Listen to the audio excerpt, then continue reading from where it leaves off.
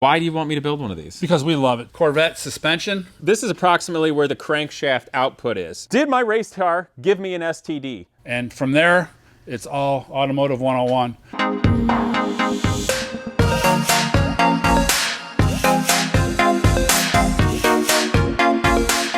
What's up, people? So obviously you know I like to build wacky and cool cars and things from the past that are rough and tumble and nasty and dangerous. Yes! And for all of you that are even smarter, you see a beautiful nose from a GT shape from the 1960s right behind me. We're at Ardern Cars. Come on in. I want to show you what's going on because I've got a project coming up that I really want to do and I need some help with. So, for all of those of you who came to find me through VinWiki or are also VinWiki fans, you will recognize the shape of a T70. This is actually not the car that I had in the famous VinWiki story, Did My Race Car Give Me an STD? Spoiler alert for anybody that hasn't seen that. It was actually a urinary tract infection from the super hot cockpit temperatures in my marinated driving suit over the course of a week. But I digress. Anyway, come on in. This is a really exceptionally cool place that I love. It's totally old school. And Chris Ardern here, his career goes back to the days of racing, road racing, BMW M1 Pro cars, Lola T600s, working with Kendall and all that. And he's a great chassis builder. And you can go there and connect with him and build a chassis, and different customers will fit different kinds of bodies to it. Obviously, you see a T70 Mark III-B looking type of body. You see a GT up there. And if you want to look in here real quick, you can start to see it. Now, for all of you racing historians and you super pedantic freaks, you'll remember that these cars originally had an aluminum monocoque. But nowadays, you want a rough and tumble thing to drive on the street or a track car, and it's real easy to fabricate something out of tubular steel. And let's be honest, the Daytona prototypes for a long time had a lot of tubular steel in them. So for me, when I want to build something that's high quality, that keeps the cost down, best thing to do is steel tubular frame. So come on in, let's take a look. Chris is back here right now. Dude, what's up? Hi, Casey. What you making? How you doing? I'm well. Well, getting a cooling system kit ready for a customer. Got to ship this out. That is way nicer than what I do. I usually have to run a weld bead around it like a loser.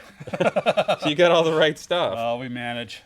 I like it. So, you know I want to do a cool project. You know I want to throw a sexy 60s looking body on it. And you got something that another person had a similar idea to what I want to have right here behind me. So we got to talk about that. But what can you tell them? What is it about your chassis that's cool that is the same reason that brought me here today? Why are your chassis cool?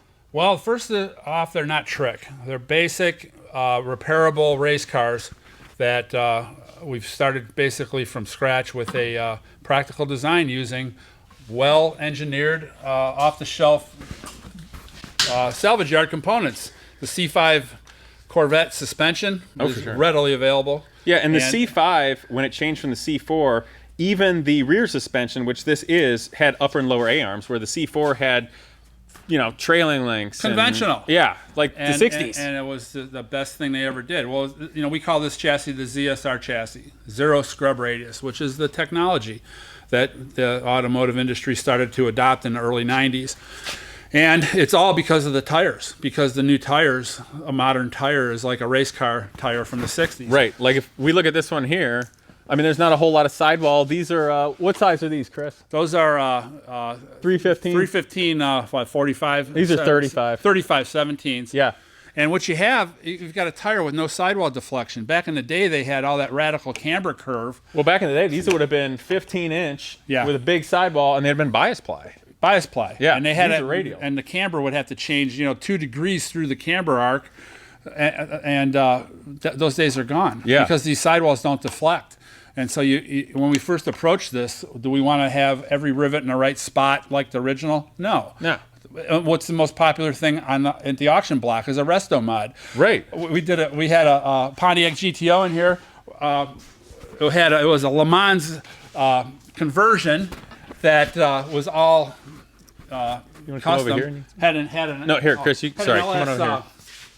LS conversion, and the guy paid 80 grand for it. And at the same time, GTO with all numbers matching went across the block for 30 grand. It's like the Resto Mod is the thing. Yeah. And so it dawned on me, we got the coolest shape ever from these cars from the 60s These are the cars that ruin motor racing. These are the cars that they clamp down on the rules for because they went too fast. They start getting awesome. And so we captured we were capturing the silhouette and the magic of the era. Definitely. And with all different modern customers suspension. can put different bodies of their own on, different race bodies. Yeah, that's what it is. Because I asked you, and this is why one reason why I got excited and came here is because sometimes I want to build something with my own body, or like I'm doing with the King Zero, build my own body, but I don't necessarily want to build the chassis. Right. And you're really good at that. And our jig is we can slide the wheelbase back and forth to accommodate anything. Well, and you've within reason. And you guys have the pickup points and things figured out for proper camber game and geometries through the sweep using more modern tires with readily available C5 stuff. And frankly, I don't want to fabricate uprights and A-arms anymore. Ain't nobody got time for that. Like work. No, I just want. But we're fortunate in this part of the world, northeastern Ohio. A lot of us cut our teeth at Stoddard imported cars. Porsche, one of the premier Porsche dealers in the world. Yeah. And a lot of us work there. And one of my mentors of the day was helping me on this project early on. And he said, we got to get Griffith to do the design work on this chassis if we're going to do it right. Right. So Jim Griffith at Polestar Racing, right here in Chardon, in our backyard, I had him take a look at this project, and he moved all the suspension points around. He changed the anti-dive and the anti-squat. Yeah. We went from a front-engine Corvette 3,500-pound car to about 2,500-pound car. And so he took away a bunch of the anti-dive, anti-squat out of it and told me where to put the pickup points. And so I did that. And built and then connected the dots with square tubing. Right. That's a little on the heavy side. Yeah, but we don't care. And honestly too, relating to tubing, and if you want to come here and look a little more carefully at the chassis, tell you what, why don't you go over there and look this way? All right, camera guy's figuring it out. So with regard to the chassis, obviously you guys, this one's not finished. This is a GT car up on the jig. It's going to be a little bit on the heavier side, but this is a car that's going to weigh 1,000 pounds lighter than a Corvette. Yep. Okay. And it's a car that's going to weigh a few hundred more than the original super lightweight spindly race cars were. Yeah. Which is perfectly acceptable, especially for the kind of power and the stick you can have nowadays. And frankly, I don't want to, I don't want to drive an old 60s race car on the street. They're it's cool, but they're horrible. Like this is better all the way around. And I do have to say this though, the nature of building this tubing, this is not a whole lot different than say like a 90s TA1 type Trans Am car. Right. Yeah. Right. Or a Saturday night special, a stock car. Yeah. I mean, what happens with those guys? They're always, wrecking them. And what do? They call Coleman Racing and they get a front half delivered to them, and they're back at the track in a week. And this thing started off as a track car. And that's what my thought was. If we back it in the guardrail, we can cut it off here. I can build you a rear subframe, and you're back in business, and without having to re-engineer the wheel. So that was a thought, keeping it simple. But I like this. So you're building super real cars that I like, and you were maybe a little extra nice to me because I said if I ever just want to get a chassis from you, X, Y, and Z, without any bodies, because I want to build my own kooky thing. Is that cool? Oh, yeah. And you were he's nice enough to work to me. Not everybody, but you're really nice, and I appreciate that. You betcha. So should we show people over there what it is I'm thinking of building next year, maybe? We could. Should the Skunk Works area? We could do that. So this is someone else. You're building a special chassis with a special body right here. And I'm not saying anything. You guys can probably figure out where this came from. This shape is evocative. It went through a number of different companies, built similar cars of race cars and kit cars and things over the years. But this definitely goes back to the beautiful days of sports prototype and Can-Am racing and things like that, yeah? Mm-hmm. So, but this is something that interests me, but it seems like you guys really want me to build one of these. Yeah, we do. Why do you want me to build one of these? Because we love it, too. It's our favorite car. Is it just because it's like the slinkiest one? It's the most amazing body design, I think, ever. It's just low and thin and pointy. And it's just from every angle. It's just perfect. It's sexy. It's probably one of the most perfect designs ever. And it just never got the attention that it deserved. Well, I'm excited about it. It definitely would be exhilarating, about 500-700 horsepower. What engine are you thinking? I don't know. I think I'm going to be kind of a cop-out and put in some kick-ass LS crate with ITBs on it. Yeah. You know? Uh-huh. That's plenty silly. It's hard. How do you ignore that? It's the same we went through with the suspension. You know, we can't ignore this technology. I don't necessarily need the LS. I mean, I could throw in a small block of something. I want to put ITBs with fuel injection on it. Like, I just don't have the time to pretend.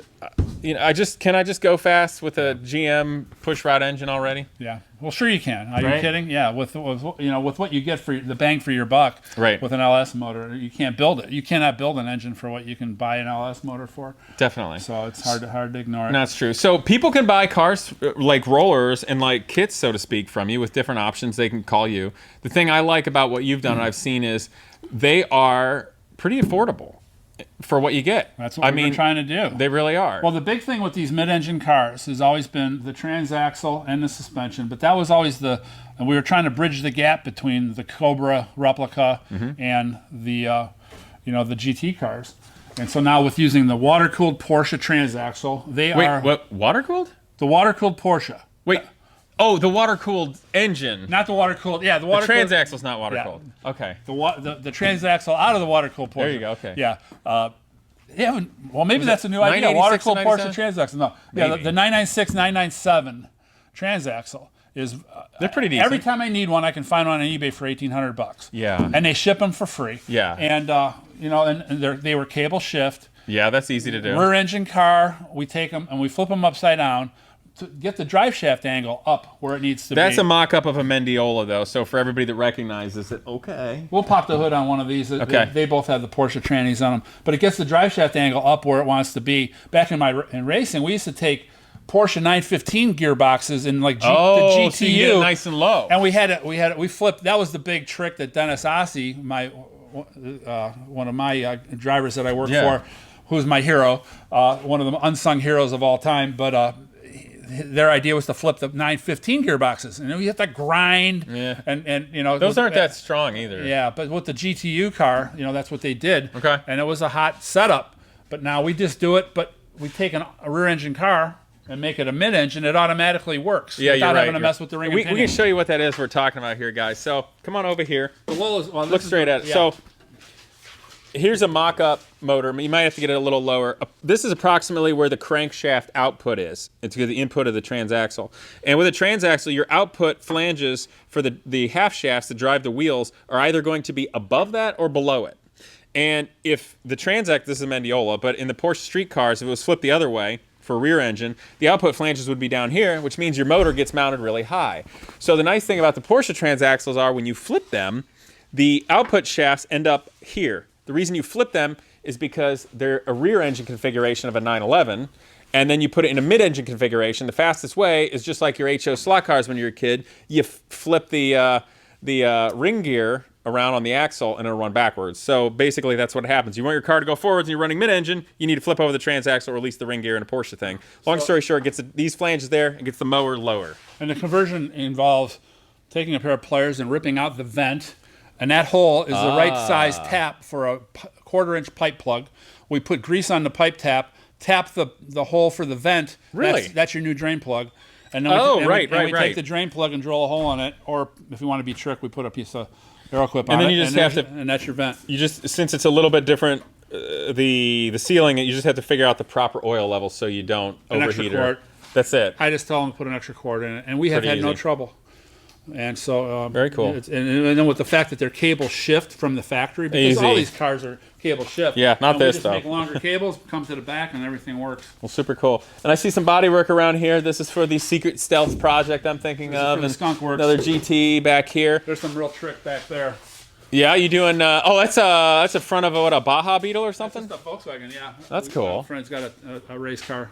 And I see on this one you got the Gulf flares going on Yeah, this. this has got the extra flares. Yeah, This is getting the BRM wheels. It looks like a fat pregnant guppy. Yeah. I like it though. The extra flares. The wide hip, as they say. That's cool. Well, let's check out the Porsche transaxles here before we end it. One in this Lola. Okay, I dig that.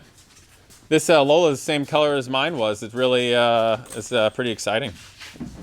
It makes me want to do this again. Yeah, these were magic cars, no question. Okay, so obviously, guys, this has got a long way to go before everything finished. You guys will see a lot of things that aren't there. But if you look at the Porsche transaxle, you can see the output flanges are up high. That allows you to get the motor nice and low. And there's plenty of low-profile wet sump pans you can put on small block Chevys that have the trapdoors and everything for road racing if you don't feel like going dry sump, which frankly I don't think I would. You also got some really cool wheels. You have the ability to have proper pin drive knockoffs. These are actually a faux, and these go on with lug nuts there. But these wheels you had cut and widened actually. So, I mean, you have the ability to do just full racing fab work to make yourself your Resto Mod old-time Le Mans race car kind of stuff. Sure do. I dig it. I dig it. Anything else you want to show them? Well, we have a set of pin drives over here. Oh, do you really? I see. These are the Brm Wheels. These are pin drive. These are for that wide, the wide hip one in the paint booth. Oh, nice. Okay. So now these look like 17-inch wheels. These are 17s. And 17-inch wheels fit okay underneath this old bodywork? They fit. We make them work. Yeah. That's cool. And then you see the pin drive just works with the 5 lug. We just replaced the lug nuts with a pin. The lug with a pin. Oh, that's cool. I'll hold that up. I'll show you. Yeah. Oh, you got this stuff over there. It's there's your lug nut. Right. Well, and here's the other thing. We bolt that to the flange, and then that locates the wheel. Oh, nice. This bolts the pin drive to the wheel. Yeah. And that locates the wheel. And here's the other thing for all the trolls out there that think they know stuff but they don't. This isn't like some hokey adapter thing. This is the way they did it back in the day. You bunch of armchair quarterbacks. Jeez. I know what they're thinking. I'm not taking that crap. Bunch of YouTube know-it-alls. Huh? I hate YouTubers. What a bunch of jerks. Disconnected from reality. Oh, man. Well, right on, man. Thank you very much for having me. It's been great. What, if anybody's interested in getting a hold of you or potentially buying something from you, they go to arderncars.com? Ardern Cars, A-R-D-E-R-N Cars. Yes. Right on. And everything you need to know is there. Well, thanks. And then with rollers and stuff that you might offer, what level of ability should someone have if they're going to finish a car themselves? Well, that's what we do. Our main roller package is everything we manufacture, and it's ready to. I tell people while we're building the car, you get your driveline ready, and you can literally drop it in the car the day you take delivery of the car. It's all powder coated, the body's installed, and from there, it's all automotive 101. Interesting. If you can't figure out how to put the rest of it together, then you probably don't have any business. You need a paint guy, you basic tools, basic things, basic plumbing. It's all artistic craftsmanship, brake lines, wiring. And you sell that nice stuff, though. We sell it all, and it's just a way to express yourself. So a real dude in a garage with a decent toolbox, if they got a guy that can paint it, and you go rent yourself an engine crane for the day, or you go buy one, and you put it in, and a bunch of trips to the hardware store, you can actually do it yourself. That's what we offer. We do all the hard stuff. Cool. All right. Well, I dig it a lot, and obviously you are. And the thing I like about you is you're an operation where you guys get stuff done, but you're real. Like I can talk to you and do something like that. But here's the thing: don't waste this time forever. Don't be annoying tire kickers. Don't waste this thing. Going, oh, I want this. I want that. Hold my hand and tell me a bunch of crap. He can't say this. I can. Stop that. Just stop that. It's cool if you want something. Talk to him. Don't waste his time. He's a good guy. He's got good stuff. I'm gonna do something. It's gonna be fun. It'll be fun. I just ruined it for you, or I kept the goofballs away. Thank you. Thank you, sir. Perfect. I look forward to do a project. That was awesome. You got it, man. Very See you much. next time.